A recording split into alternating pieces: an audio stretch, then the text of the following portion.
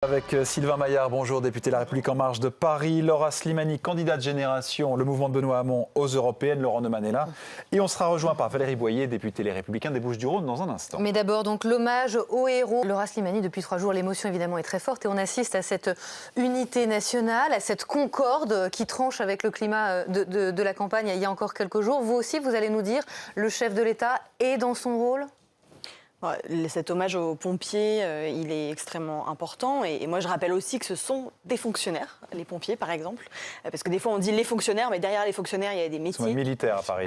Militaires. Des militaires, enfin en tout cas, ils font partie de ces personnes qui travaillent pour l'État et au service de l'État et au service des Français. Et c'est important de se rappeler qui sont ces femmes et ces hommes, parce qu'on dit souvent, on les désigne souvent comme une masse informe, mais il y a des personnes qui ont effectivement un rôle important au quotidien. Donc ça, c'est la première chose. Ensuite, est-ce que Emmanuel Macron est dans son rôle ? Évidemment, l'émotion, elle a été très forte. Moi, je viens d'une ville qui s'appelle Rouen, avec une cathédrale aussi très importante pour notre histoire, très belle. Et donc, je comprends aussi le sentiment d'émotion qui peut toucher les personnes, notamment les Parisiennes et les Parisiens, mais là, en l'occurrence, toute la France. Ensuite, il faut faire attention à ne pas en faire trop. Et donc, voilà, là, on est dans un moment d'hommage.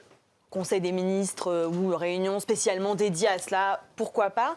Moi, ce que je trouve intéressant, en tout cas dans ces derniers jours, c'est le débat, c'est deux débats. D'abord, le débat qui commence à s'ouvrir autour de la question de tous ces dons importants, parfois mirobolants, toute cette richesse qui aujourd'hui est investie et va être investie dans la reconstruction de Notre-Dame, et c'est bien normal, mais ce débat aussi et ces associations qui commencent à dire cette richesse disponible, on aimerait aussi qu'elle soit mise au service de la lutte contre la pauvreté, et on aimerait aussi qu'elle soit mise au service d'un patrimoine peut-être encore plus grand qui est celui de notre planète et qui a aussi besoin d'être protégé, parce que, vous avez tous vu les images de Notre-Dame, c'est aussi les images de la vulnérabilité finalement des êtres humains face aux éléments.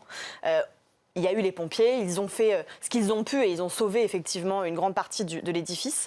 Mais demain, les inondations, des feux, des tempêtes, il y en aura de plus en plus. Et notre patrimoine, il sera aussi vulnérable par rapport à cela. Donc il faut aussi avoir cette vision de long terme que nous rappelle d'ailleurs Notre-Dame. À la tempête de 80. Valérie Boyer, je vais juste terminer là-dessus. Non, mais je connais parfaitement vos idées sur le dessus, on les a entendues en permanence.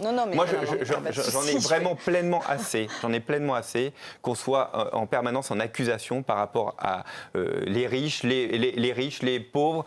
On fait tous communauté nationale. On est tous, quelle que soit notre condition, on est heurté par ce qui s'est passé, et que chacun contribue, que ce soit 10 euros, que ce soit 100 millions. L'essentiel, c'est d'apporter par rapport à ses capacités et de juger le geste de don. Moi, je trouve ça assez indigne. Monsieur Maillard, personne ne juge. Tout le monde salue ses dons. Aucune association, aucune personnalité. Non, c'est pas vrai. Tout le monde salue ses dons. Ce que les personnes voient effectivement, c'est qu'il y a aujourd'hui celles que vous croyez. Ce qu'un certain nombre de personnes disent. Je ne suis pas la seule à dire, donc vous pouvez balayer d'un revers de la main cela. Moi, je pense que cela dit quelque chose. Donc vous me laissez terminer, s'il vous plaît. Cela dit quelque chose des inégalités effectivement très importantes dans notre pays. Je ne dis pas que ça remet en question quoi que ce soit, mais simplement entendez aussi que quand on dit on va débloquer 100 millions puis 200 millions d'un coup, mais que par ailleurs ces mêmes personnes ont fait campagne contre l'ISF pour dire qu'ils étaient finalement asphyxiés par les impôts, forcément, vous pouvez aussi entendre que ça pose question. Et donc nous, ce que nous demandons, c'est que ces personnes mettent aussi leur richesse au service de l'ensemble de notre patrimoine collectif, matériel et immatériel.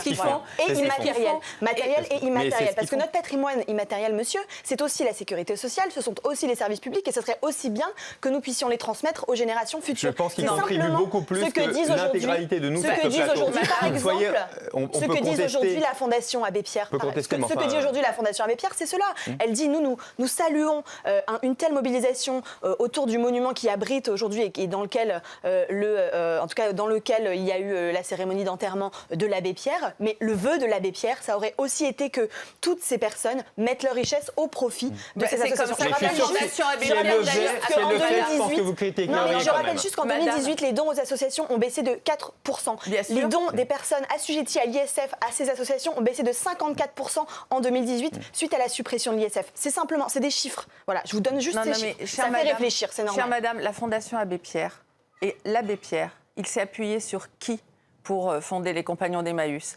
il s'est appuyé sur des grandes fortunes françaises, sur des personnes qui ont mis à disposition de la leur plupart de leurs dons viennent de petits donateurs. Aussi. Non, mais relisez vos fiches, parce que la plupart des dons de la Fondation Abbé Pierre viennent des petits donateurs. Il a commencé d'ailleurs à être hébergé dans un grand hôtel pour pouvoir collecter ses dons. Donc à un moment donné, les dons venaient de tous les Français. La France, elle est... Laura Slimani, on parlait d'indulgence. Est-ce que vous feriez preuve d'indulgence à l'endroit du président de la République et sur la façon dont il gère cette séquence, cet instant Notre-Dame ? Non, mais d'indulgence, je ne sais pas si je suis à ma place, si je fais preuve d'indulgence pour le président de la République. Il fait des discours, il prend des positions. Et la question qu'on se pose ce matin, c'est est-ce qu'il en fait trop ? Non, mais moi, je pense qu'il ne faut pas que ça dure trop longtemps, parce qu'on voit bien que là, aujourd'hui, les gens ont envie aussi de ne pas voir un débat politique complètement asphyxié par tout ça. Alors, il y a besoin de prendre le temps du recueillement. Il y a eu un discours du président de la République, il y a eu une réunion du Conseil des ministres spécialement dédiée à cela. Voilà, je pense qu'il y a de l'impatience aussi sur des réponses politiques qui doivent être apportées par le président de la République sur la question sociale, sur la question démocratique, sur la question écologique. On a eu un mouvement social en France quand même d'ampleur depuis plusieurs mois. Donc voilà, après, il y a eu cet événement-là qui est arrivé à ce moment-là. On peut pas le lui reprocher, mais il faut que les réponses elles soient à la hauteur. Mais je crois qu'on en parlera peut-être tout à l'heure. On a entreaperçu l'image des pompiers qui faisaient la queue devant l'Élysée. On y sera bien sûr tout à l'heure. Ça, c'était la séquence. C'est déjà la filière.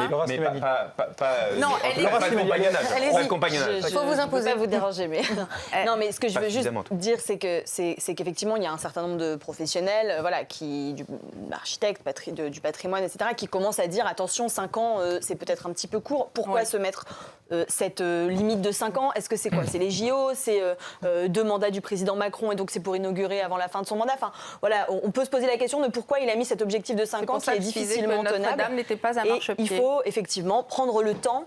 Enfin, cet édifice, il a été construit, je ne sais pas, en 200 ans, il me semble. Même 107 ans. 107 ans, effectivement, on ne va pas mettre 107 ans à reconstruire peut-être, mais on pourrait prendre un petit peu le temps, je pense. Ça nécessite, parce qu'il y a des débats importants, effectivement, qui doivent se tenir et qui doivent être... On parle le temps. Excusez-moi, il y a nous, on n'a pas le temps. 2 secondes par